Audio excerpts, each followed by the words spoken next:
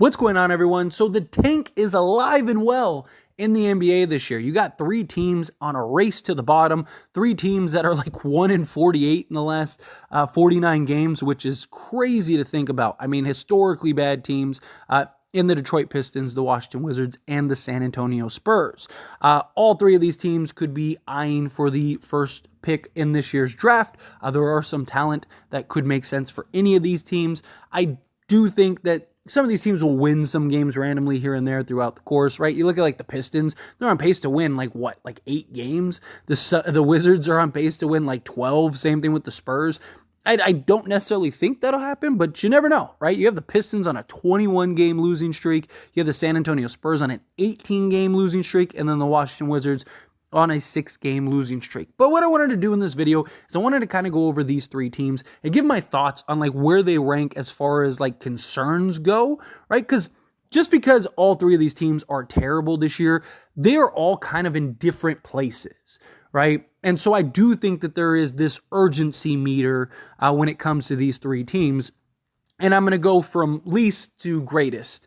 So that means the team that I talk about first will be the team that I'm least concerned about. And then the last team that I talk about will be the team that I'm most concerned about. And of course, I want to hear your thoughts and opinions. So let me know down in the comments below. Don't forget to like the video and subscribe to the channel. So let's get into it. So the team that I'm least concerned about is the San Antonio Spurs, right? Now look, they are terrible. They are atrocious defensively. They kind of look like a bunch of pieces to separate puzzles that just don't fit, right? And San Antonio's eventually going to have to course correct and start to put together, okay, what are the guys that we're going to keep? What are the guys that we're going to get rid of? What does this team ultimately need? Like a playmaker. They desperately need somebody to kind of put it all together. And they need that like second co-star, right? I don't think Vassell or Johnson or anybody on that roster is currently the second guy. I think they have a couple guys that would make for great third, maybe even fourth options. But as far as like the running mate next to Victor Wembanyama that you want to use to grow and develop, I just don't personally see with this roster. But look, they have the franchise cornerstone. They have a guy who has shown that he has the potential to be historically great. I think worst case scenario, Victor Wembanyama will be the best defensive guy in the league. I mean, you could already make the argument this year, and he's a 19-year-old kid that's a rookie. If he can stay healthy and he can stay just locked in, engaged, start growing in his grown man body, continue to refine his skills and develop and grow, which, I mean, he should. He's 19. This guy absolutely could be an alien, right? Like as many people say. And so I don't have concerns about the Spurs. One, just because of the history of the organization, right? This is a team and an organization that will do whatever it takes to win. They're a very respected organization. They have one of the greatest coaches in NBA history in Greg Popovich. He just needs the pieces around him. And this, from the moment they went and got Victor Wembanyama, was going to be a process. Right? The Spurs, I don't think next year all of a sudden are going to be a contending team. No, I think it'll be, 3 to 5 years from now. I wouldn't be shocked if San Antonio is the best team in the league at that point, right? They'll start putting the pieces in line to the real actual puzzle that they need to put together in order to be a contender and really kind of take this league by storm. I do think the Spurs are in excellent position. They have all of their draft picks. They have multiple firsts in this year's draft. They have, tons of cap flexibility. They have some nice players that many other teams may be interested in. As we see guys that become developed. The Spurs just need to stay the course, need to remain patient, go get a good pick in this year's draft. Maybe somebody comes available that makes more sense. Maybe they leverage that and go get that person. I don't know. Time will tell. I also don't think that it would hurt to kind of go a little bit of the Rockets route. I just don't like how the Rockets went about it. Right? Like I get the Rockets were like, hey, we got a bunch of young guys that are ready to take that next step. Let's go get some veteran guys to come in and kind of stabilize this team. I just felt like they heavily overpaid for all those guys. Like Fred VanVleet, Dylan Brooks, Jeff Green. I just felt like they gave them way more money than they were worth. Where like I've mentioned in a previous video, like I wouldn't hate the idea, like say Chris Paul, right? If he's available next season, right? And, if he's open to like, hey, I want to get another payday, kind of giving him like a 1 year like 15 to 20 million a year deal because you'll have the salary to kind of bring him in and kind of, help maybe a draft pick kind of develop into that playmaker, that visionary guy, or maybe help develop one of the guys that are currently on the rosters, because the Spurs really need like a traditional guy, especially to get Victor the basketball, because the Spurs just at times will completely just move away from Victor, and he is clearly your best player. Get your player the ball. But as I mentioned, I'm not personally concerned about the Spurs whatsoever. I'm not a Spurs fan by any stretch of the imagination, right? If you're familiar with me and my channels, then you know I am a Laker fan, but I think the Spurs history, they have, a generational talent. They are in great shape. They need to just continue to stay the course. Their young guys are getting experience, and I do think that they're going to need in the next, 2 to 3 years, going to have to start making tough decisions and figuring out how are they going to put the pieces around Victor Wembanyama. But next up, again, going from least concern to most concern, right in the middle of these three teams, Washington Wizards. Washington is a complete wreck, and I don't think that they should have re-signed Kuz and all that stuff. But to me, this is a team that they finally made the decision to move off of Bradley Beal and stuff like that. And they're kind of just a team of a bunch of random guys thrown together. I understood the vision of you go get Tyus Jones, you got Jordan Poole, you got Kyle Kuzma. This team could be a young, fun, exciting team that could score the basketball and maybe win some games. And it just hasn't really gone that way. Jordan Poole is clearly a one-hit wonder in many ways.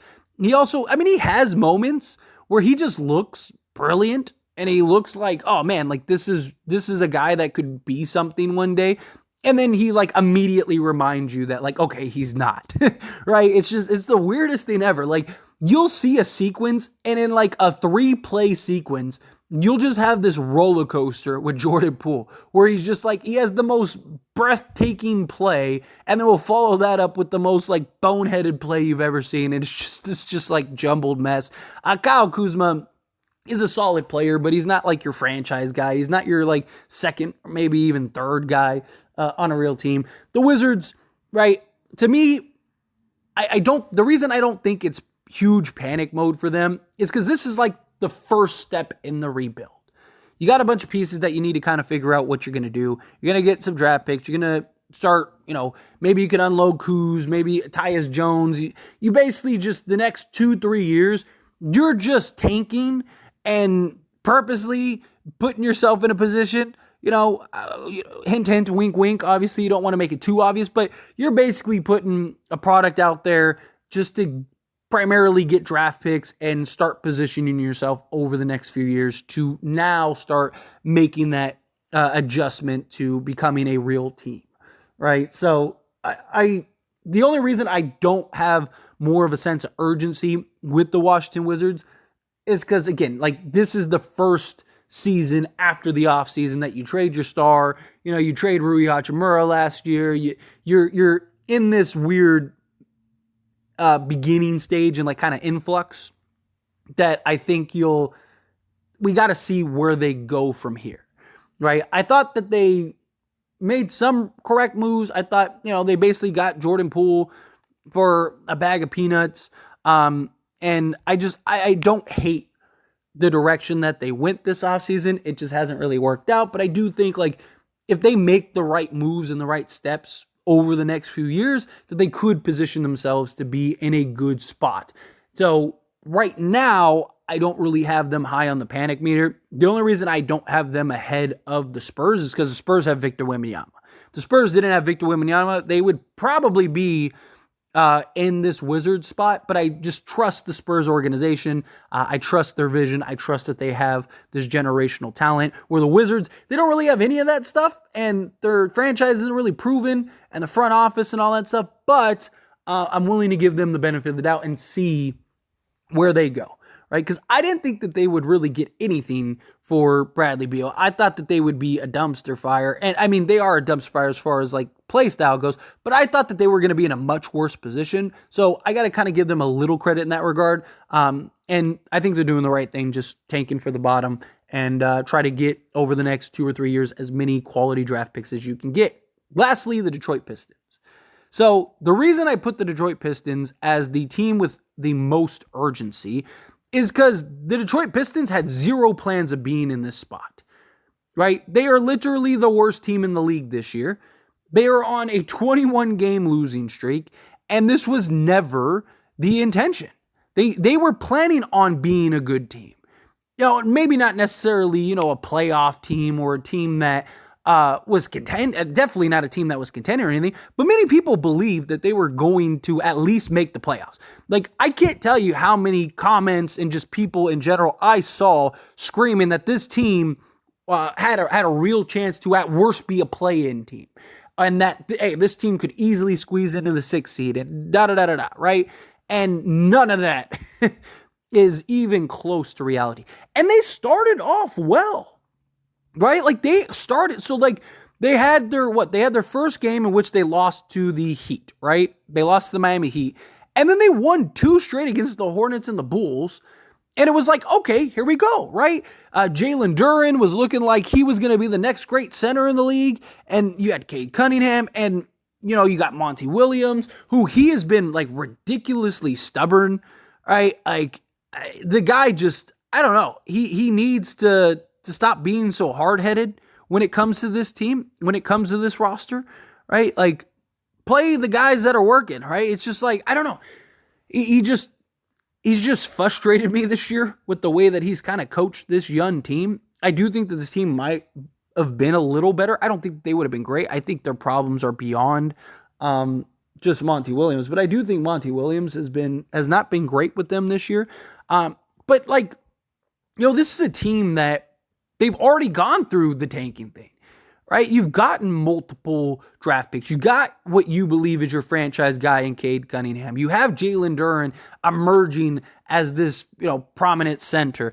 You have a Sir Thompson, that's just been, he's been really a great standout as far as like a role guy, rebounding the basketball. He's like ridiculous at rebounding. It's just, they also have just this weird clunky roster, and they're like so determined to make Bogdanovich work when I think that they should just unload him and go get the best offer, right? I understand, like, he's like one of your main veterans on this team, but you're not in that position, right? Like, you should be stacking assets to try to make a push. Like, trade Alec Burke, trade Bojan Bogdanovich, right?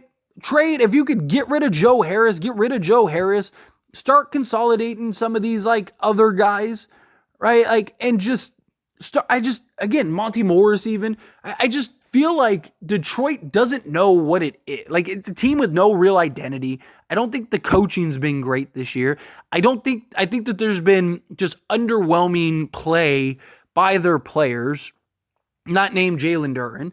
I think that the jury's still a little out on Cade Cunningham. I know his stats seem good, right? Like, if you just stat watch Cade Cunningham, then you're like, oh man, he's a 22-point-a-game guy, giving you, 4 or 5 rebounds a game and 7 assists, right? It's his second year. He's 22 years old, right? He's got good size, good length for point guard playmaker, but I'm not sold on him being the guy, right? And then like Jaden Ivey, right? Like, he has a lot of potential, but like I said, Monty Williams at times just seems like really reluctant to play this guy. And he's kind of struggling this year in a way that, like, I don't think he would have otherwise. It's just, I don't know. I just feel like Detroit, given the expectations of this team, given that this team thought that they were going to make some noise this year, again, nobody thought that they were going to be this like great threat in the East, but, start making some strides in like being a good quality team. I'm a little disappointed in Detroit. And I don't think it's full-fledged panic mode. Like, I don't think it's like, oh, start to rebuild the rebuild, right? I don't think it's anything like that. I do think that they have some really nice pieces, some really nice players that have potential. And I do think that they are heading in the right direction. I just think that they need to start figuring out, what's the plan here, right? I just think that they have, in many ways, you have like your core guys, right? You have like your handful of guys that are like the core to this team, right? And I think that everybody else, you should be trying to shop to go get pieces that make more sense and maybe try to help a little bit more. I also don't hate the idea of like what I was talking about with the Spurs, like Detroit kind of going the Houston Rockets route, where you go get some veteran guys. And I know I just said you unload Bojan Bogdanovic because these veteran guys that they have don't make sense for this team, right? When I talk about like going and getting some veteran guys, I'm talking about getting some quality role players that could kind of fill in voids in places of need, rather than just like Bojan Bogdanovic. Yeah, he's a guy that go give you 20, but like he's not, how much is he helping to develop some of these guys? Like I would like to go get, like a veteran wing and maybe like a veteran center that can come in and play backup, and you can kind of consolidate like Stewart and Wiseman and stuff like that, and unload these guys and really kind of work to help Jalen Duren evolve into that next star or whatever, right? Just get some veteran guys that make more sense than Alec Burke and Bojan Bogdanovic and Monty Morris and things like that, right? If you can get, even if you just get seconds for those guys, just go get some seconds, whatever, rather than just like losing all these guys for nothing, right? I just think like they need to pick a direction and just go that way. But anyway, as always, this is a discussion, so I pass the question on you. Let me know your thoughts and opinions down in the comments below. What do you think? Do you agree with my points? Do you disagree with my points? Are you somewhere in between? Would you change the order of this list? Again, however you feel, whatever your thoughts are, I'd love to hear it, so let me know down in the comments below. That being said, if you haven't liked this video, hit that like button. Helps me out a lot, lets me know you enjoy these types of videos, and I truly appreciate it. Not subscribed to the channel, hit that subscribe button, turn on the bell notifications. Appreciate y'all. See you in the next one. Thank you.